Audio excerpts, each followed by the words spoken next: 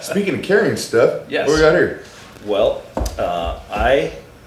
this is my chest rig that I take. This is kind of like my, everything I have is in this, aside from my water source, which I could put it on the back if I wanted to, but I've been putting it on, I've got molly webbing on my pack too. Okay. So I just stick it in there. That way if I do need to shed it, it's not flopping around and all that. But I did try putting it on here.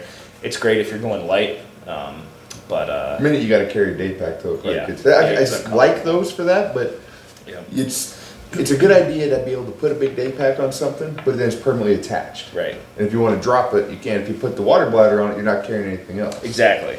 So it's an idea that doesn't go away, but it just never works. Right. Or then you try to wear it in the vehicle and you're sitting there on a seat the whole time with the water bladder on the back. Exactly, and that's kind of why I got it. I tried it last weekend because I bought this little sustainment thing. They call it their sustainment pouch with the water bladder a couple months ago, and I hadn't had a chance to try it out yet. So my trial and error was last weekend when I was out there because I knew it was going to be balls hot, and I just didn't like it. It's like if I have to pack something out and I have my little meat pack, like I can't. It's uncomfortable with that on there. And so I tried a couple other options, and then I just kind of said fuck it and took it off. But then I was getting my pack ready to go out yesterday, and I was like, oh, I'm an idiot. There's molly stuff right here, like on the inside. It's on the inside of that. So even if you did have meat on there, you still have your water. Yeah, though you still have your water on there. So, and I figured the pack goes with me everywhere too. Unless I gotta shed it to go stock something, at which point I'm not that far away. So this is kind of just my bare bones, whatever. But I do have just about everything in here. So I do have my rangefinder, keep that in there.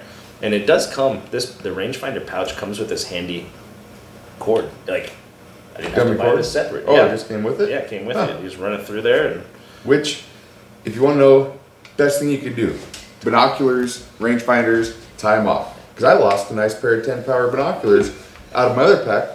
After I shot a deer that way, everything's tied off now. Did you ever buy another set? Oh yeah, I got the 12-power. You got the 12, yeah. I'm gonna tell you, if you're watching this, I might have took advantage of the situation, bought 12-power ones instead. I tell you what, but I did look very hard for them, I promise. Those 12 by 50s, because that's what I have. These things are awesome. It is a night and day difference between the 10 by 42s. I never thought it would make that much difference. I'm like, I'll go for the more compact 10s, but you put a 10 and a 12 up next to each other. Yep. And the elk that I couldn't see, everybody else could see. Yeah. Yep, I'll never go back to 10s. Yeah.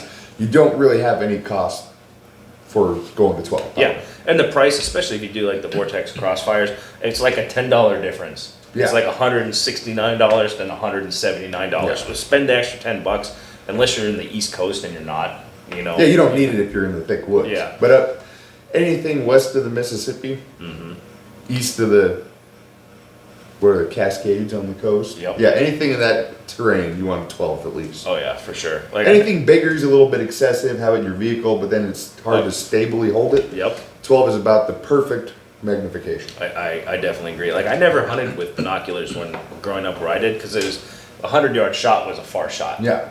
And so I didn't need them. And then I moved out here and I had shit ones that I bought at Walmart for $25. The ones you couldn't look through for more than an hour, and then your eyeballs and your head are hurting. Yeah. But it's like everything else. You buy once, cry once. And, I bought my ex-wife a pair of 12 by 50s because I had 10 by 42s. Then I saw how nice hers were. So I gave my dad my 10 by 42s so I could buy these because he needed a good set. Yeah. But speaking of, so this is the Eberlestock Recon. I've got the, obviously the rangefinder pouch, the little utility pouch they call it.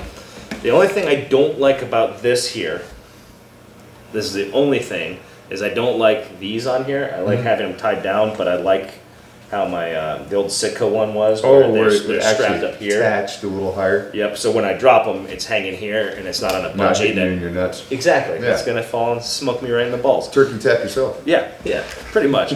So inside of it, though, I do keep things. I got my little cow call here and a little side pocket. I've got a pretty rigid Kershaw knife there. And then in here, I've got like a mini kill kit. So I've just got some gloves. One of the, I can't remember what this brand is. the razor knife ones, not the those. not the Havlon, the I other like- Outdoor Edge. I can sharpen a knife good. I can sharpen a knife to shaving sharp. Yep. But there's something convenient about having a knife that you can just trade the blade out halfway through a gun. Exactly. Yep. And then I keep some extra Some blades extra in there. blades in there. Yep. And it is just, it's handy. Yeah. Because I don't care how sharp your knife is, what it's made of, what magic metal you got. The minute you cut across the hair the wrong way Yep. on an elk or any sort of deer or elk, it's dull. Yeah. By the time you get done with that elk, you better be sharpening that knife. Yep. The one day years ago that I got the cow and then I shot my bull that same night, my buddy that I was hunting with had also shot a bull. So I'd used my knives. I used to always carry two of them to do my first elk. And then by the time we got to mine, after we did my cow in the morning, his that evening, and then mine that evening, it was like there's nothing left. Oh, and that scares me to try to use a knife that's that dull because you're trying so hard to get it to go, and just you're already cold, you're stressed, Yep.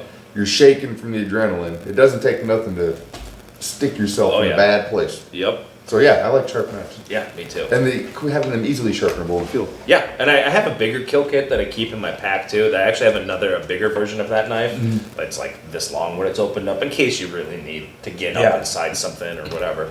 And I've got spare blades for that. I got a couple of those little hand saws for splitting rib cages and all that. More gloves and whatnot, but I try to keep it pretty light. So we'll have to go over what we keep in our packs another. Yeah. Yep. But that'll be the next one. other than that, then this one I just keep all my tags and Like and subscribe. Yes. Stick around, and we'll show you what we have in our packs. yes. And I keep my my tags in here, and then I put my Zin or the Black Buffalo that I've been using lately. And that's about it. Oh, and then the coup de grace. Handy dandy Coup d'etat, I guess. pouch. Yes. Or placard. So this is, I've spent a lot of money on this kit right here because after buying nice things, I've realized that nice things they're worth the money and there's a reason they're expensive. So, Yes. You can do it with cheap, but once you go in with nice stuff, yeah, there's no going back. It's not Gucci. Yes. It's not Gucci to have things that work and don't break. Yeah, exactly. So the Eberlestock does come with, or it doesn't come with, you have to buy all the pouches and all that shit separately. But it does have an attachment that I'd purchased for carrying my 10mm because I think bear spray's stupid and that lead is always best. Personal opinion, whatever. I'd rather not bear spray myself, Yeah. season myself before he eats it, because Exactly. no matter what, yes, there's everybody says bear spray is the way to go, unless the wind's blowing the wrong way, which the wind is always blowing in Montana, and if you're being hunted by a bear, it is not coming upwind at you. They're smart. If they're hunting something, they're coming down with the wind's already in your face. Yeah. So take that for what it's worth. Yep.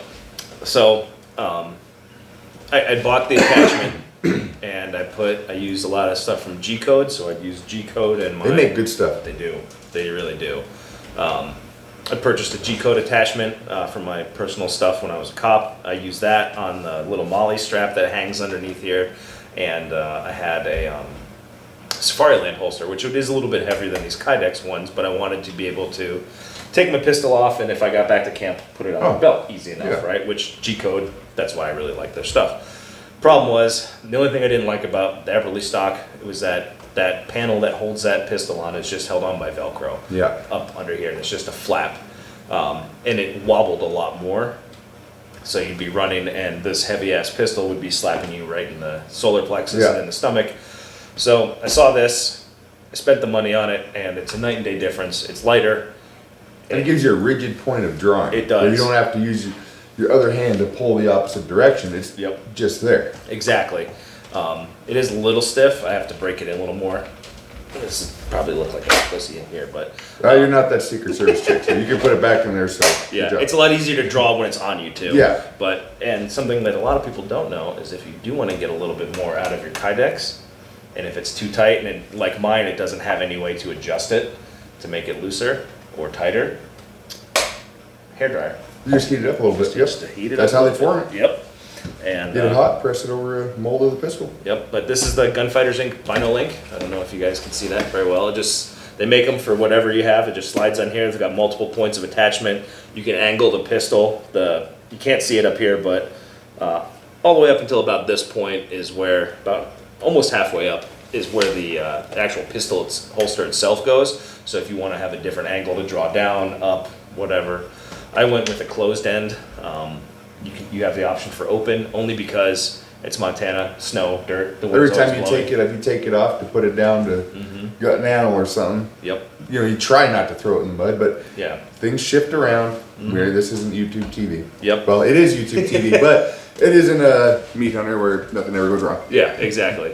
And they are cut for red dots, so if you do decide you want to put a red dot on your pistol, you have one, this is the way to go. I actually read just the other day, someone had one of those, is it Rathco holsters for their bino harness, and they lost a brand new SIG 10mm out of their holster. That's why you buy the good stuff, because the cost of buying cheap Yes. is really expensive when you lose stuff. And for the record, I like the meat hunter. I like Steve Rennell. I just Yeah. like to make fun of them because they're going to walk way further than I am.